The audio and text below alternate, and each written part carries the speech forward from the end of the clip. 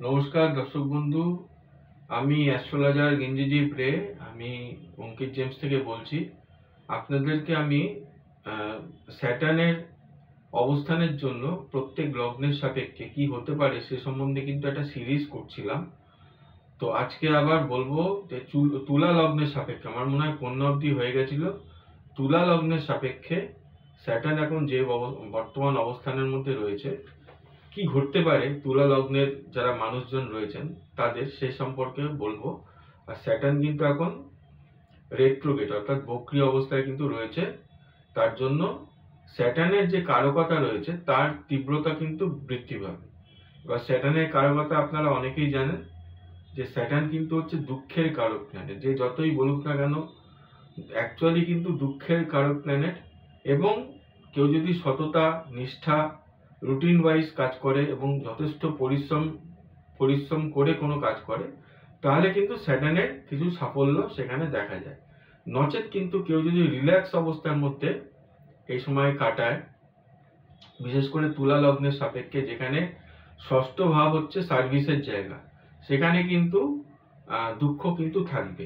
যদিও যেহেতু স্যাটার্ন ষষ্ঠ হাউসে বসে রয়েছে, যে হাউসে স্যাটার্ন বসে থাকে সেই হাউসের যে কারকতা রয়েছে সেই কারকতাকে কিন্তু স্যাটার্ন বৃদ্ধি করে। ষষ্ঠ হাউস থেকে আমরা কি দেখি? চাকরি বাকরি দেখি, সার্ভিসের জায়গা দেখি। যদিও দশমের সঙ্গে যখন ষষ্ঠের কানেকশন তৈরি হয় তখনই কিন্তু সেই ষষ্ঠের যে কর্মের ভাইব্রেশন সেটা কিন্তু ঠিকঠাক ভাবে কিন্তু একজন মানুষের জীবনে প্রতিফলিত হয়। দশমের সঙ্গে কিন্তু কানেকশনটা থাকতেই হবে, না হলে কিন্তু সেখানে একটু অসুবিধা থাকবে।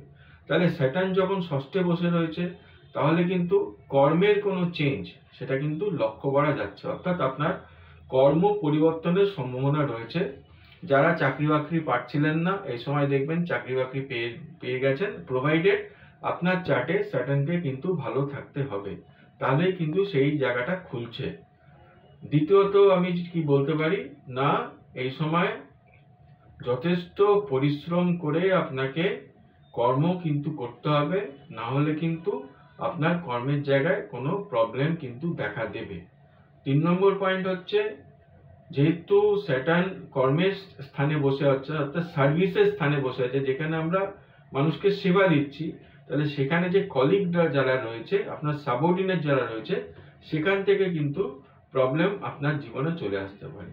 আচ্ছা, স্যাটার্ন যখন 6th হাউসে রয়েছে, হেভি চান্সেস রয়েছে, ভালো মতন চান্সেস রয়েছে প্রপার্টির কোনো লিটিগেশন কিন্তু চলে আসতে পারে, সেই ব্যাপারটা কিন্তু আপনারা মাথায় রাখবেন।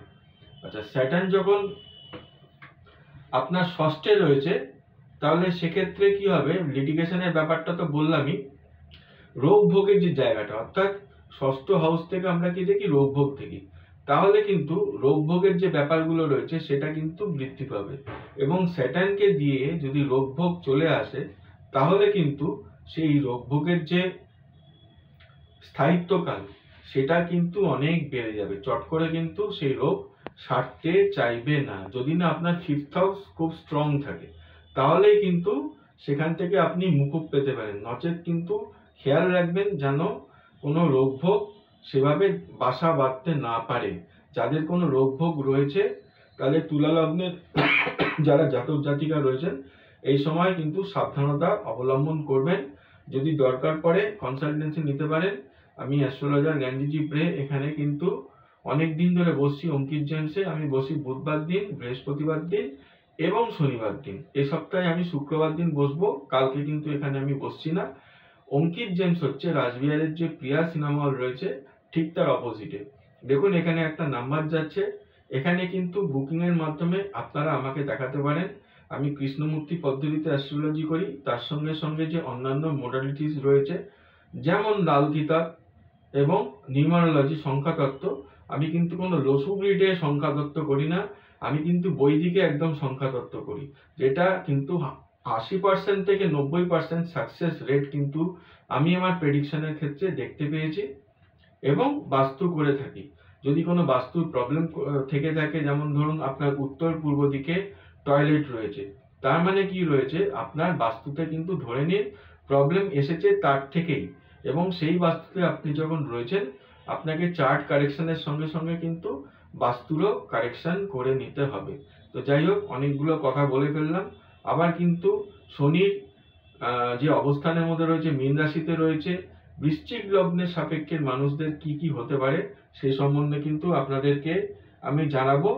আরেকটা ব্যাপার হচ্ছে, স্যাটার্ন যখন এখন 6th হাউসে রয়েছে তুলা লগ্নের সাপেক্ষে, আপনি দেখবেন কাজ করছেন, যথেষ্ট পরিশ্রম করে কাজ করছেন, আপনার কাছে কিন্তু কাজের স্যাটিসফ্যাকশন রয়েছে, হ্যাঁ আমি যেটা করলাম সেখান থেকে আমার কোম্পানি আমার থেকে কিছু পেলো।